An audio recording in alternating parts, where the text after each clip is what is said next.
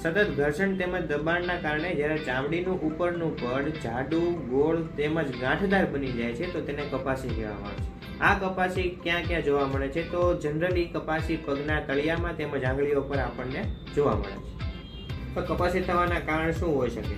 તો સતત દબાણથી, tight footwear પહેરવાથી, લાંબા સમય સુધી ઊભા રહેવાથી, પગની સ્કિન વારંવાર ઘસાવાથી તથા ચાલવાની ખોટી પોસ્ચર, આના લીધે આપણને કપાસી થતી જોવા મળે છે.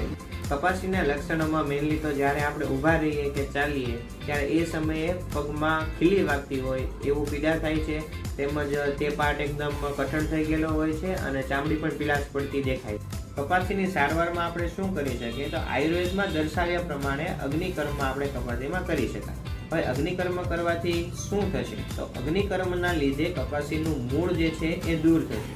જો મૂળ દૂર થશે તો જે વારંવાર કપાસી થતી હોય તો એ થવાના ચાન્સ ઘટી જશે. આના સિવાય તરત જ તેમાં દુખાવામાં પણ ઘટાડો જોવા મળે, કારણ કે અગ્નિકર્મથી નર્વ સેન્સિટિવિટી ઓછી થાય છે, તેના લીધે ઇન્ફ્લેમેશન પણ ઘટે છે અને પેઇનમાં રિડક્શન તરત જોવા મળે છે. તેથી કપાસીને વારંવાર થતી અટકાવવા માટે પ્રોપર ગાઈડન્સ હેઠળ અગ્નિકર્મ કરાવવું જોઈએ.